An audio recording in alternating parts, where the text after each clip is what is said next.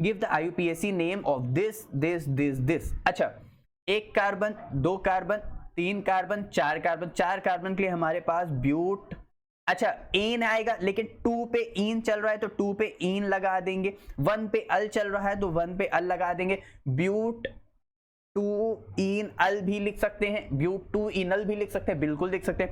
अच्छा, ये कंपाउंड कहां से बनता है, कुछ ध्यान है, ये कंपाउंड बनता है एल्डोल कंडेंसेशन से। कहां से बनता है, एल्डोल कंडेंसेशन से। अच्छा, अगर एल्डोल कंडेंसेशन से बन रहा है तो इसका मतलब इसका जो दूसरा नेम है वो है क्रोटन अल्डिहाइड।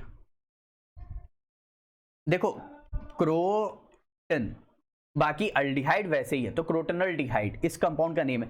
अब कह रहा है give a chemical test to distinguish between propanal and propanone. अच्छा, प्रोपेनअल एंड प्रोपेनोन, अल एल्डिहाइड है ना, प्रोपेनल, अल क्या है, एल्डिहाइड है, प्रोपेनोन कीटोन है।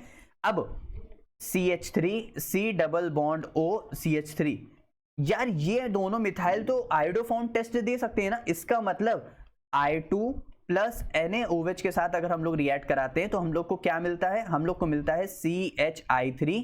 अरे यहां से इधर आओ, इधर आओ, यहाँ पे हमारे पास जैसे प्रोपेनोन है ना, तो CH3 C double bond O CH3, इसका यही CH3 जो है वो कन्वर्ट हो जाता है CHI3 में।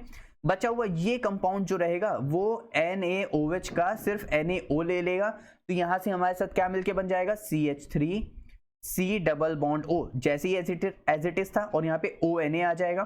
तो इसको बोलते हैं sodium salt of acetic acid, sodium salt of carboxylic acid.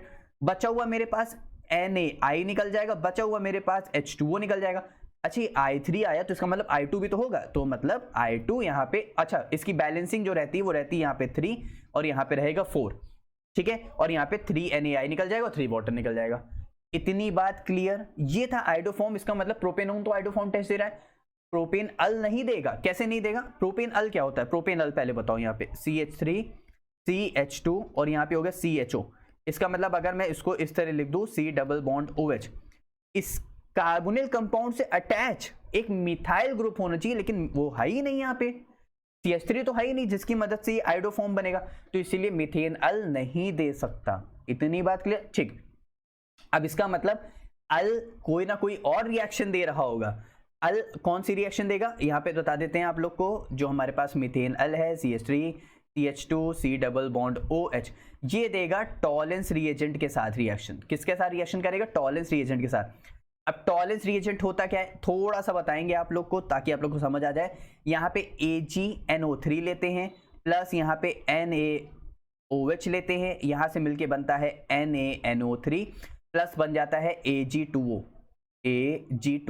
अब यही यहाँ पे ध्यान दो, अब यही वापस से Ag2O जो है वो रिएक्ट करता है NH4OH के साथ, तो यहाँ से हम लोग को मिलता है AgNH का, अरे इसको ऐसे नहीं, इसको ऐसे लिखो होल ट्वाइस, और यहाँ पे रहेगा प्लस, और मेरे पास प्लस निकल जाएगा OH माइनस। इसी को बोलते हैं बच्चों टॉलेंस रिएजेंट।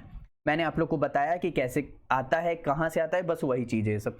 अब इसी के साथ प्रोपेन अल देता है, प्रोपेनोन नहीं देता है। अब कैसे, इधर आओ, तो देखो जो प्रोपेन अल प्रोपेनोन है वो टॉलेंस टेस्ट दे रहे हैं, ये रहा इसका, ये रहा वही कंपाउंड, ये रहा वही बैलेंसिंग। तो यहां से क्या हो जाता है, इसको ऑक्सीडाइज करेगा तो एल्डिहाइड ऑक्सीडाइज हो जाता है कार्बोक्सिलिक एसिड में, और ये खुद रेड्यूस हो जाता है Ag में, प्लस निकल जाता है अमोनिया, प्लस निकल जाता है वाटर, और जो हमारे पास कीटोन है वो टेस्ट नहीं देता है, नो रिएक्शन। और लेकिन कीटोन जो टेस्ट देता है वो आइडोफॉर्म रिएक्शन देता है, वो इस तरह मैंने अभी आप लोगों को पूरी रिएक्शन बताया, एग्जैक्टली। और जो हमारे पास प्रोपेन अल है वो NaOI, मतलब NaOH और I2 को हम लोग मिला के लिख सकते हैं NaOI। अगर KOH होता तो KOI हो जाता, ठीक है, और यहाँ पे रहेगा नो रिएक्शन। सभी को अच्छे समझ आ गया, पक्का ना, ठीक है।